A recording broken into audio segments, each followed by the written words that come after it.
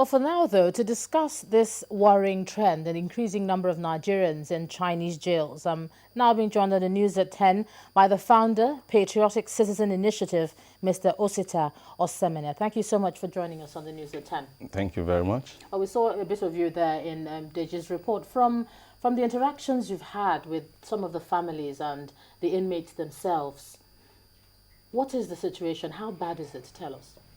Actually, the situation is terrible and bad. I'm bad from the extent of I'm looking at it from the angle of the families and the children and the number that is involved, number of Nigerians that are involved in jail in China is a large number.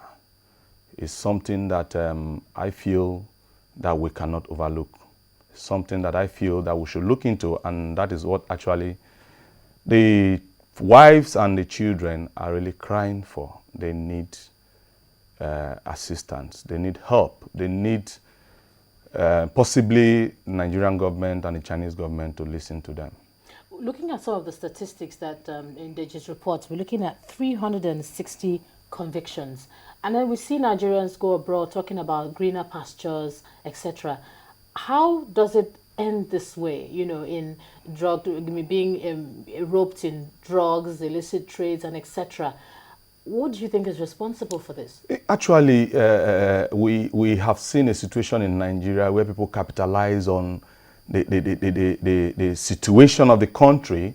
Now you see youths and families becoming so desperate to make it at all costs. So at the end of the day, you find out that youths and people in Nigeria get so much interested in becoming rich in a short time.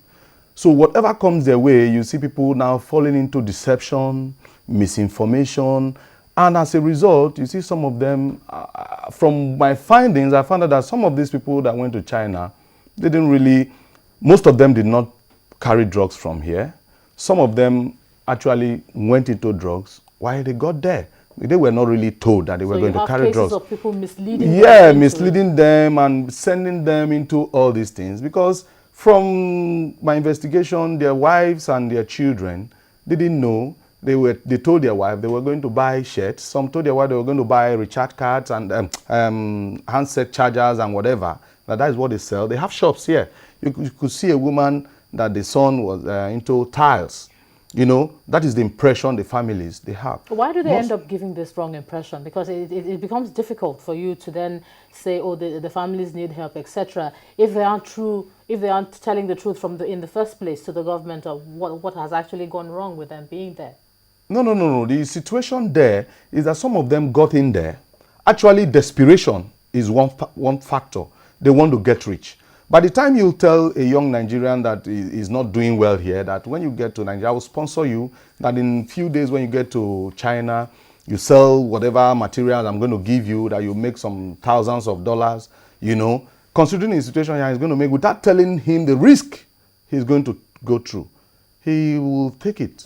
Okay, and at the end of the day, runs into a very big problem. Because we're running along now, China apparently isn't a destination for anyone who's running foul of the law in that sort of instance. Yes, China. With the rules being so stringent, is there hope for the families, for the inmates, the people you've spoken to?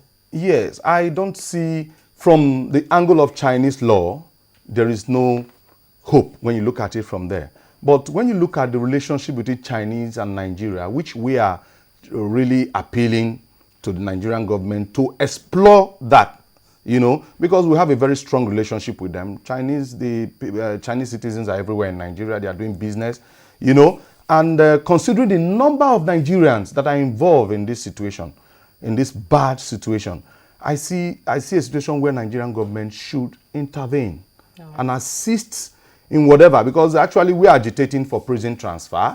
But from what I'm looking at and from my findings, there is no hope for prison transfer. They're saying that we don't have enough facilities to hold them.